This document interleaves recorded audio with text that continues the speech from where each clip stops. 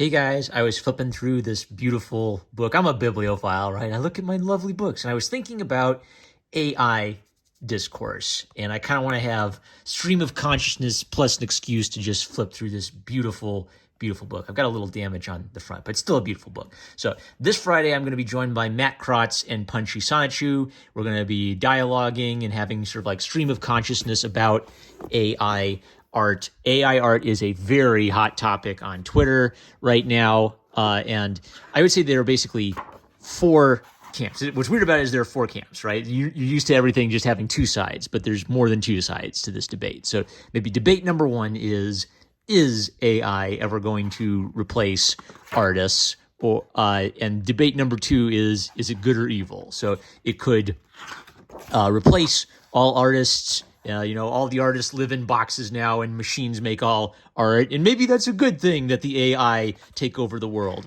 Or it could be a bad thing that the evil AI take over the world. And then the second argument is, no, it's never going to take over the role of the artist. It's ugly. It's not good at this. We're okay. We don't have to worry too much about it, but it could still be evil that this technology, it could be good or evil that this technology is, right? Right. So that's what complicates the issue. And I'm kind of a divided mind and I'm going back and forth on it a lot because on the one hand, when I look at AI art, I see things that are wrong.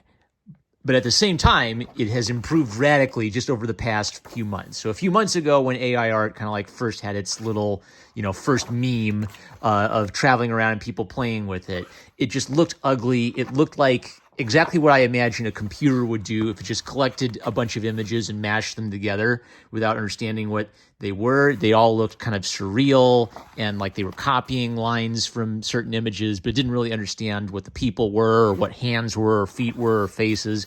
And then creepily good images started popping up, really creepily good portraits of faces, creepily good representations of concept art. And then people will say, well, but they always have like jankety hands with messed up fingers or too many fingers or gross feet that look all twisted around or too many limbs or it doesn't look like it understands, how clothing works. And that's true, right? You look at these images and they don't look right.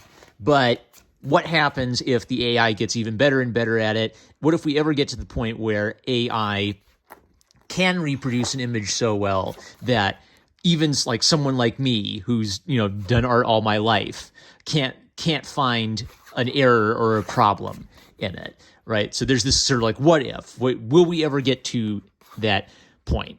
So I'm not an AI expert, but I do have some thought. I do know a lot about art. So let me try to like pour out all of my thoughts. So what about, okay, let me talk about the good versus evil question. So the reason I'm kind of a divided mind on that is there's something fundamentally creepy about AI itself, a machine thinking and behaving like a man.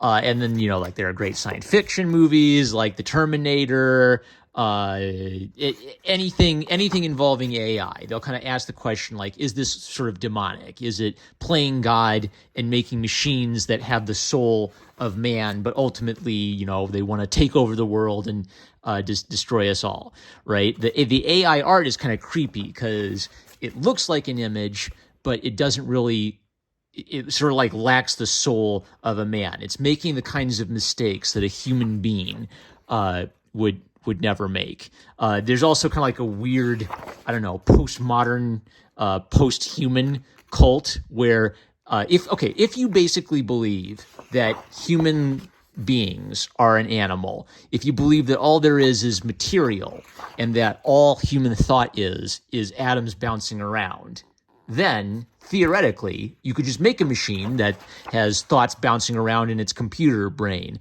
and that would be no different than thoughts bouncing around in your meat brain. There would be no human soul that distinguishes you from the machine. So if that's true, then that would also mean that there's no difference between killing a human being and killing one of these AI things if it has all of the same computer thoughts that a human brain does, right? But if you believe in a soul, if you believe in eternal human value and the image of God, then it's sort of like, well, they never will make a machine that has a human soul. It's impossible because only God can make that, right? So a weird thing about the AI debate is it sort of instantly brings in your spiritual beliefs into the discussion. So I believe that the human soul is irreproducible. The human soul is created by God, and you could try to create a machine soul, but at best you're going to create a demonic abomination, right? At the same time, in AI, I sort of see the potential for a tool of good, right? So if we're not trying to make unholy abominations of some kind, maybe AI could be a tool for good in that we could use it to fix problems. Instead of having monster AI take over the world, maybe we could make cool robots that are our best buddies and help us solve problems. And maybe we could even use AI to help us as artists. So I thought a lot about one of my art teachers who was a traditional painter, and we had a debate about CGI movies. And his argument was basically, well, I don't think it's art at all if you just make it on a computer. And my argument was, well, isn't it what matter? Isn't what the artist does? Isn't that what matters more than the tools the artists use? So if you give Leonardo da Vinci a digital drawing pad and Leonardo da Vinci draws digitally, does that make it not art just because he's using a digital tool? And, my teacher and I went back and forth about that. And I've kind of I've seen my teacher's point of view more. So yes, if you give Leonardo da Vinci a digital drawing tool and he draws on an iPad, it's still Leonardo da Vinci drawing, right? So I think there is something true where it's the soul of the artist that matters more than the tool that the artist is using. But if Leonardo da Vinci is using an iPad, it would change the kind of images that Leonardo da Vinci makes. So one of the things you learn about Leonardo da Vinci if you study his painting is he's experimenting with paint. He's using a physical material and trying to achieve effects with that physical material.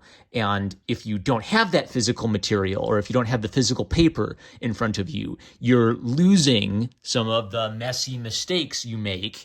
Whereas in Photoshop, you might just hit Control-Z and delete that and pretend that never happened. And that's one of the appeals that's one of the reasons why I work in traditional media still, is I like that mistake quality to it, where it keeps all of the the variations and the different lines and the ideas. You're trying to figure out what the drawing is. So maybe kind of like the tragedy of things like photography and Photoshop is these are tools that artists can use to make more work, to sort of quicken up the process of their work, but maybe you lose some of the beauty that comes from the mistakes you make with traditional media and spilling the ink over everything and roughing up the paper. So I don't think AI is ever going to be able to replace that. It's sort of like there's this physical realm is always going to be a human realm where we're playing with our hand. Oh, I lost a whole bunch of data. All right, but the physical realm is always going to be sort of our realm.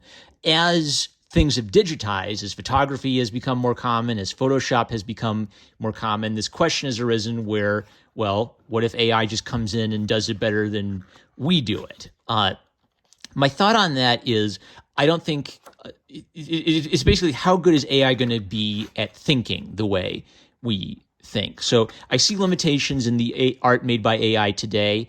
Even if it gets better and it gets to the point where it can draw hands and it can draw legs, I'm still not scared of AI, because what I think AI can't do, and what I think it'll never do, is I don't think it's going to be able to think while it draws. It's going to copy images and sort of create images by collating a bunch of images together into themselves. But the reason I'm looking at this book is this is basically not art as finished illustration process. This is art as thinking process, where you're making mistakes and you're trying different things and you're trying to identify who the character is and what their soul is. So with that in mind, I think it actually could be possible to use AI in helpful ways without killing the soul of what art is.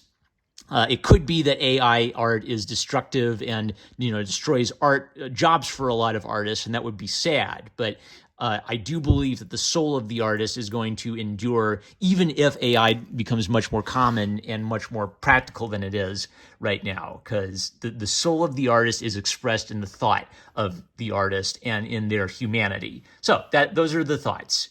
And that was totally not a stealthy way of just showing off my sexy collectible book. I love you guys. Catch you later.